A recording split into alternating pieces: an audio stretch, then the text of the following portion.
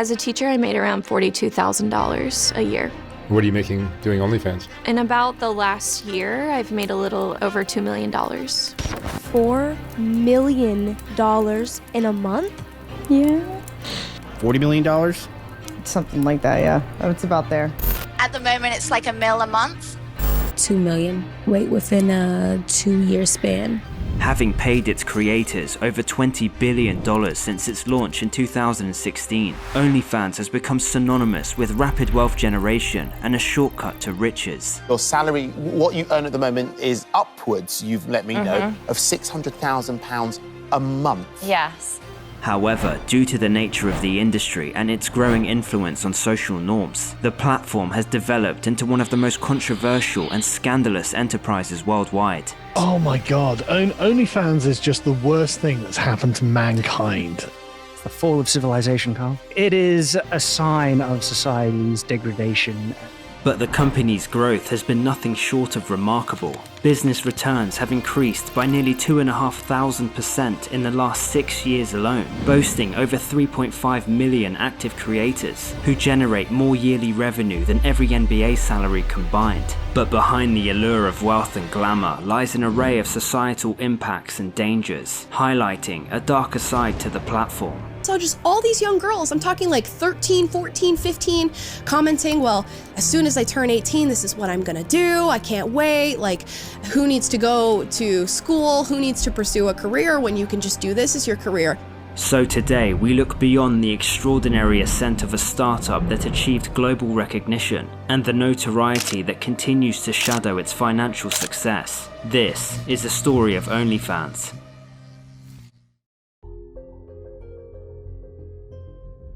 Meet Tim Stokely, the youngest of 4 children from an affluent family in Harlow, Essex, thanks in part to his wealthy father, Guy Stokely, a retired investment banker who had a distinguished career in finance while holding equity in various organizations. Tim, however, decided to forge a different path entirely. At 28, and fueled by an entrepreneurial spirit as well as investment capital from his father, Tim created his first online venture known as Glam Worship. It was a platform based on what's known as financial domination, allowing users to send money and gifts to creators online. Immediately, Tim noticed that there was a huge demand for tailor-made content between consumers and creators. But yet, the business proved to be short-lived. You see, Tim discovered that Glam Worship users were directly contacting performers on Twitter, where they would request personalized videos instead of using official channels. Payments were then made through apps like Venmo or PayPal, allowing users to bypass Glam Worship's platform fees, and ultimately reducing his revenue.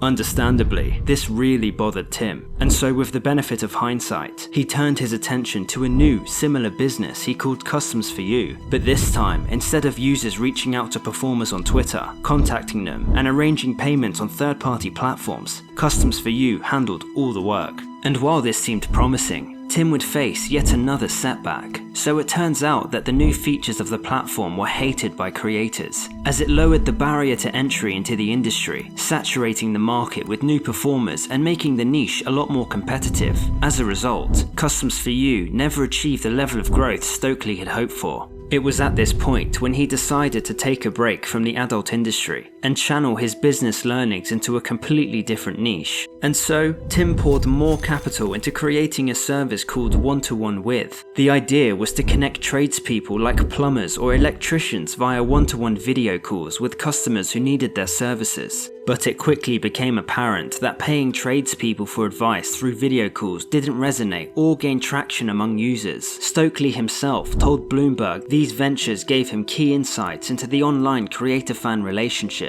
The implementation of One-to-One With, however, was just in the wrong niche, which ultimately led to the launch of OnlyFans in 2016, supported by a £10,000 investment from his father, who said, "Tim, this is going to be the last one." And it was this final leap of faith that would soon launch Tim and his creation onto a trajectory nobody could have predicted. It's important to note that in 2016, social media as we know it today was still in the early stages of its evolution. Facebook was by far the most used digital network at the time, with a staggering 79% of American adults having registered an account, followed in popularity by other platforms like YouTube, WhatsApp, and Instagram. However, these social media apps of course strictly prohibited adult or even borderline content. So when OnlyFans launched, it was the first platform of its kind, deliberately set up to host all types of creators with no restrictions on the content itself. But to appreciate just how quickly OnlyFans took off, it's imperative to understand the social media climate it launched into. So if we turn back the clock to 2015 during the site's development, we can see that Instagram was quickly gaining traction due to its simplicity and visual-first approach. Unlike Facebook or Twitter, users were given the binary and simple choice of sharing either photos or videos. By now, the platform had nearly 500 million registered accounts. Its popularity created a wave of new online professionals known as influencers. These influencers often gained their fame and popularity by devoting themselves to a specific niche, like fashion, fitness, travel, and even food. In those days, creators would make the majority of their online income through sponsored posts or affiliate marketing. However, only a fraction of them truly earned a living. The reality was that only the top-tier influencers with huge followings were landing the big brand deals and lucrative endorsements. $250,000. That is the amount that Logan Paul charges for a 30-second advert on his Instagram. This brings our attention back to Tim Stokely, who said in an interview, "What if you could build a platform that works just like these other social media platforms already out there, but with a key difference being the payment button?" He envisioned a broad, subscription-based framework where all kinds of creators could monetize their content in whichever niche, regardless of their following size. OnlyFans itself was never designed, marketed, or intended for adult content. But as we all know, that isn't quite how things turned out.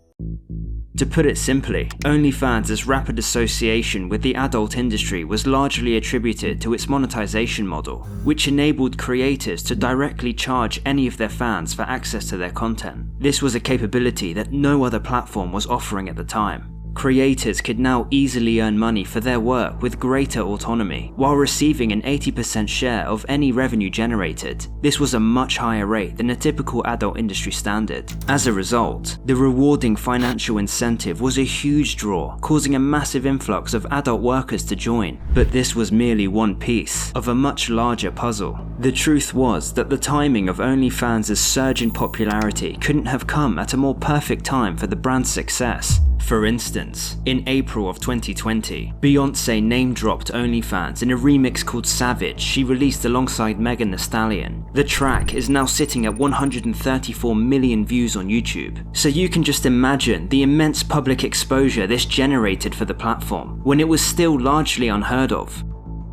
And then, just 4 months later, Cardi B made headlines by announcing her new presence on the site, sharing the news with over 100 million of her Instagram followers. It's your girl Cardi B, so I'm doing this video so I can let you guys know that now you can subscribe to my OnlyFans.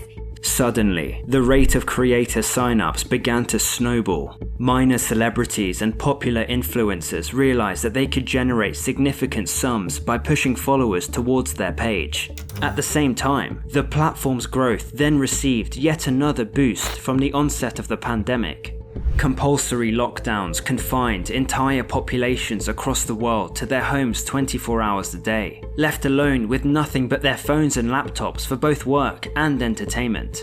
To make matters even worse, a reported 114 million people lost their jobs during the same period. Many were left without an income, burdened and stressed by mounting bills, with some becoming desperate enough to seek earnings online through sites like OnlyFans. In fact, new signups had increased in excess of 500% by the end of the second lockdown.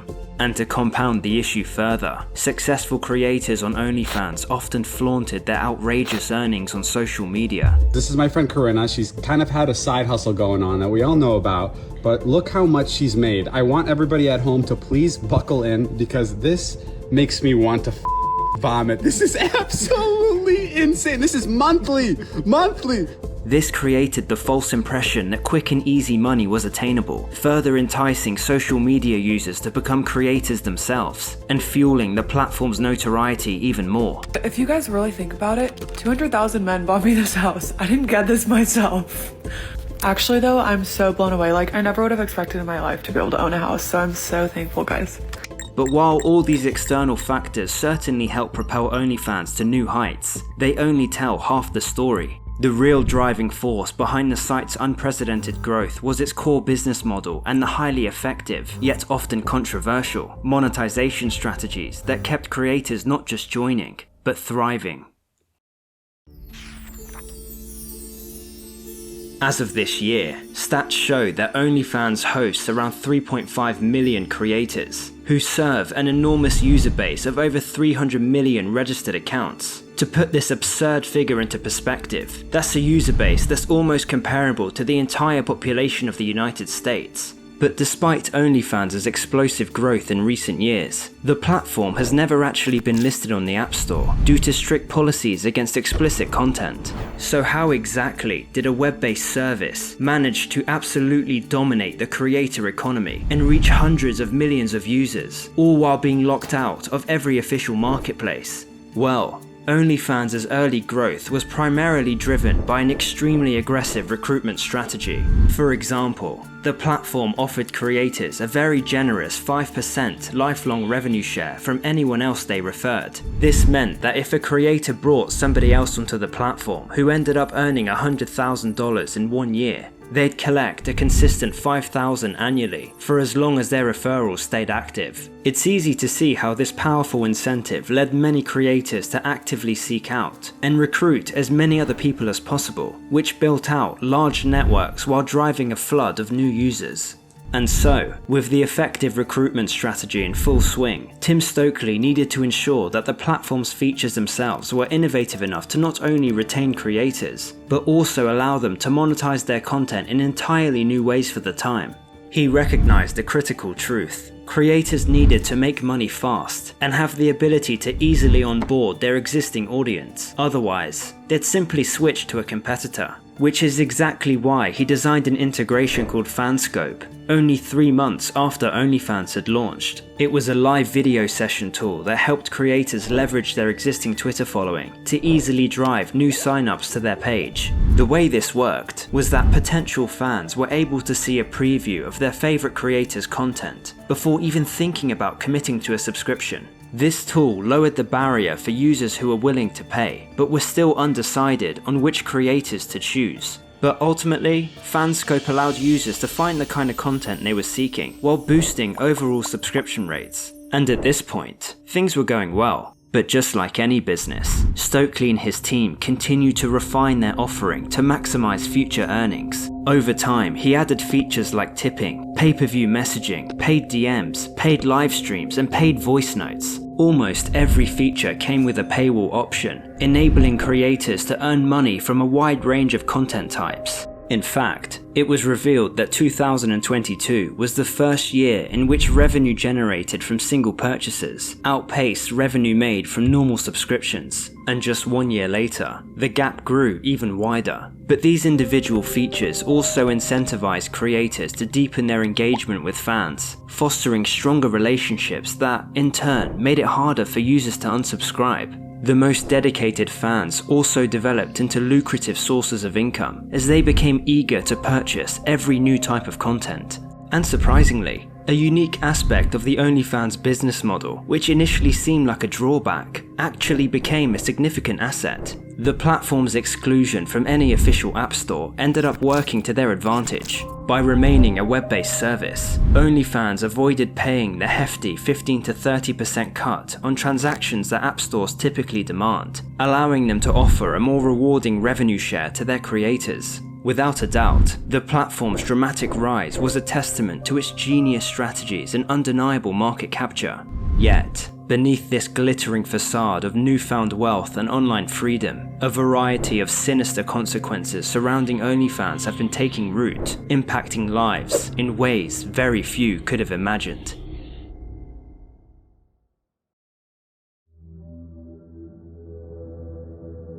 even though OnlyFans was originally created to host different types of content, for example sports, fashion or cooking, the general public quickly came to view it almost exclusively as an X-rated website. You could argue that this change in the site's perception is exactly when things took a turn for the worse. As it turned out, OnlyFans' reputation ended up drawing in an even larger number of adult entertainers who were already established on other sites. Creators across the world all wanted a piece of the pie, and when creators came, fans followed.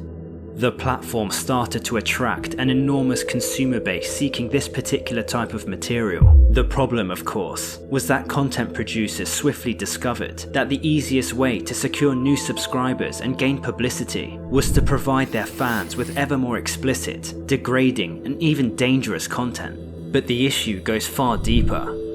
Major influencers with millions of followers comprised of both adults and minors began to openly promote their explicit pages on regular platforms like TikTok and Instagram. This means that anybody with an Instagram account, including teenagers or even children, are at most 4 clicks away from accessing a creator's OnlyFans page from a link in their bio. The reasoning is clear. Influencers understood that Instagram provided unparalleled access to hundreds of millions of users, a prime target audience for expanding their reach on both social media and OnlyFans. However, this new practice led to a significant rise in sexually provocative content on all types of social media, as creators attempted to gain new fans and increase conversions. In fact, Wall Street Journal and Northeastern University conducted experiments using newly created Instagram accounts, aged 17 and below, which unveiled some disturbing insights.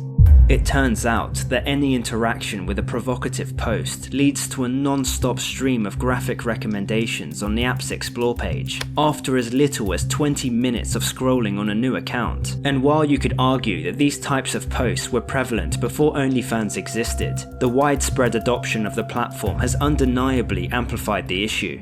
So, what are the implications? First of all, the average social media user becomes increasingly more exposed to OnlyFans promotions and explicit posts on a regular basis. It's plausible that the increased exposure has had a significant influence in normalizing sex work, particularly among young, impressionable women. Were you affluent before OnlyFans?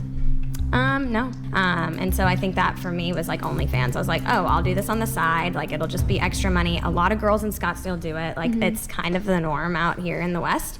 Being on social media and seeing it pushed so hard for young women, saying that this is not only is this a career alternative, but this is something that's going to make you hundreds of thousands, if not millions of dollars, which is a lie for the most part. A recent study has shown that teens as young as 12 are not only aware of OnlyFans, but also see it as a viable and even empowering way to make money. This sentiment is a growing concern for professionals like Heidi Olsen, a sexual assault nurse examiner that provides treatment to children who are victims of sexual violence. Heidi has been seeing the same concerning trends among teenagers all over America, regardless of where they live. For example, she revealed that in a conversation with a Kansas City school resource officer, he overheard young female students saying that only ugly girls get diplomas. According to the officer, these particular students shared a belief that traditional academic career paths are a waste of time, as they can simply join OnlyFans the moment they turn 18. But this largely false belief that OnlyFans is a quick and easy path to success isn't just limited to teenagers. Many adults too are turning to the platform as a way to try and cover major costs such as university fees and living expenses. There are even instances of women recruiting family members onto the platform to assist with generating extra cash. The promise of fame and riches has driven many emerging creators to abandon their moral principles and values. Furthermore, social media and the abundance of OnlyFans success stories has created an illusion that succeeding on the platform is simple, fast and easy, when, in reality, this is far from the truth. The discrepancy in earnings between average and top creators is massive. The top 1% of creators earn around 33% of all money on the platform, while creators in the top 10% take home nearly 75% of total OnlyFans earnings, which means that the vast majority, 90% of total creators, more than 3 million people, earn only 25% of all funds generated. Now, to put it plainly, the average OnlyFans creator only makes from $150 to $180 each month, which begs the question, is the slim chance of achieving extraordinary OnlyFans success really worth the chase? Well, when you consider what awaits on the other side, probably not. You see, OnlyFans attracts some of the most lonely and deranged individuals to the platform, men who fail to draw the line between online and real-life relationships, resulting, in some cases, violent crime. We've got, 3 examples in the last week where subscribers have murdered these people.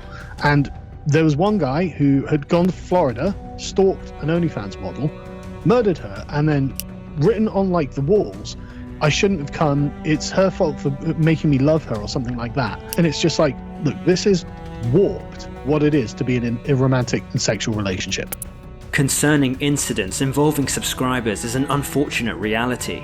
Tana Monjo, one of OnlyFans' top creators, was forced to hire full-time security after a stalker showed up, armed with knives, outside of her home in LA. In another case, Hannah Palmer, who made over $5 million on the platform, was terrified after receiving violent and sexual threats from an unknown individual, along with photos of her home's interior. And sure, while these are widely publicized examples, any success, fame or recognition gained from the adult industry, and OnlyFans in particular, often leaves creators vulnerable to online bullying and abuse. Negative interactions can quickly escalate into a downward spiral. In extreme cases, some creators have been known to take their own lives due to struggling with online harassment and mental health issues. The most notable example being Diana Dietz, who made headlines in 2021 after she tragically passed away, following accusations that she was editing her images to look like a minor in order to cater to child predators. It's clear that even for the most affluent creators, the path to OnlyFans success is riddled with major risks to both one's reputation and mental well-being. But what about the consumers who fuel the industry? Well, the platform's business model, which encourages continuous spending, helps uncover the bigger picture. So while a basic subscription may only be a few dollars, creators almost always promote the purchasing of pay-per-view content. At times, this can lead to users spending hundreds or even thousands of dollars a month, which can lead to severe financial strain and debt. For some customers, the addiction becomes so destructive that they max out credit cards or spend their entire monthly salary on creator content. It's easy to find online forums and support groups filled with individuals who are desperate for help after discovering that somebody close to them has become addicted to the platform. And in many cases, the addicted user isn't even single. Surprisingly, a study conducted in 2022 revealed that among their sample size of 344 participants, an astonishing 90% of paying OnlyFans users were married. So not only does this place a tremendous strain on the real-life relationships of paying users, but it helps foster what's known as parasocial relationships. This is a one-sided dynamic in which somebody develops a strong emotional connection with a media persona without reciprocation, which, given the context, is extremely ironic, as the profiles of most successful creators aren't even managed by the individuals themselves. Creators often rely on a dedicated team or an OnlyFans agency who handle all fan engagement as well as messaging. So while these users naively believe that they're building an intimate online relationship, the reality is, they're simply a source of income for a stranger behind a keyboard who is paid to maintain the illusion. Nonetheless, the general OnlyFans narrative is often framed as one of empowerment and financial freedom. Yet, it appears that a darker, more intricate reality lies beneath the surface. The widespread global use of the platform has intensified societal concerns, from the extensive sexualization of social media to the significant risks and damages incurred by both its creators and consumers. This reality raises critical questions as we turn to the next chapter. How does a platform built on such a volatile and concerning foundations manage to maintain its remarkable success going forward? And what challenges and opportunities await such a business, considering its highly controversial past?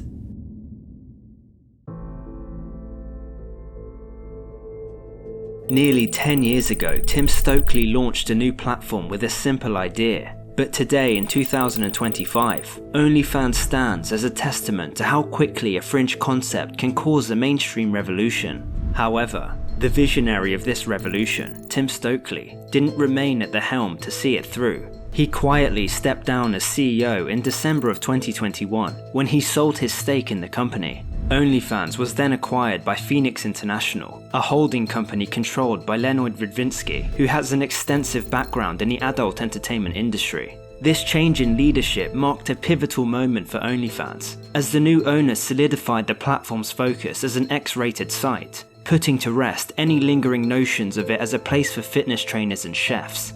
Radvinsky's vision cemented OnlyFans' identity and ensured its continued dominance in the very niche Stokely had initially tried to avoid, which in turn made OnlyFans a household name. This mainstream recognition is now impossible to ignore, especially as the brand has moved beyond the digital realm and into the world of professional sports. It's now common to see athletes and sports teams being officially sponsored by OnlyFans, with the logo being displayed on their clothing or vehicles. Some athletes have even walked away from their sport to pursue OnlyFans full-time, as the financial security and immense earning potential as a creator far outweighs the rewards of their professional careers. In one example, Paige Van Zandt quit her job as an MMA fighter after revealing that she earned more in a single day on OnlyFans than she did in her entire fighting career. But with the platform's identity cemented and its financial success proven, OnlyFans' reign could only last so long before a new wave of challengers appeared. As the platform amassed billions in yearly revenue and fundamentally reshaped the creator economy, it inevitably gave rise to a host of competitors like Fansly and FanView, each one desperate to capture their own share of the market.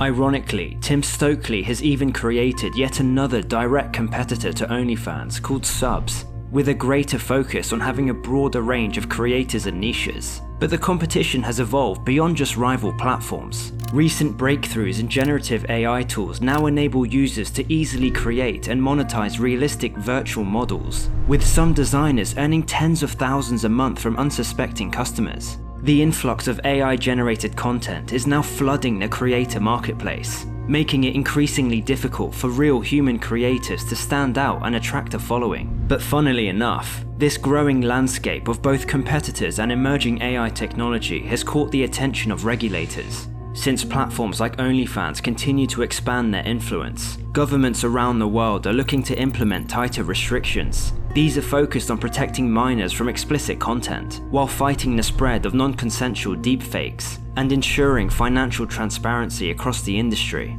So now, in 2025, 9 years after its launch, OnlyFans stands at a crossroads. Its journey from a small, niche platform to a global powerhouse has reshaped the creator economy and normalized the monetization of adult content. And while it has created a path to financial freedom for many, it has also brought to light a host of societal concerns, from the mental health of creators to the potential for exploitation, along with addiction among users. The future of OnlyFans and its competitors now depend on their ability to navigate these complex issues. As the digital landscape continues to evolve and regulations become stricter, the question remains: can social media platforms and OnlyFans maintain their current state? Or will the very industry OnlyFans helped to build be forced to adapt to a more controlled and accountable reality? Whether the current model can survive is a story that has yet to be told. If you enjoyed this video, please help us out by clicking thumbs up and subscribe. We have a lot more content coming soon.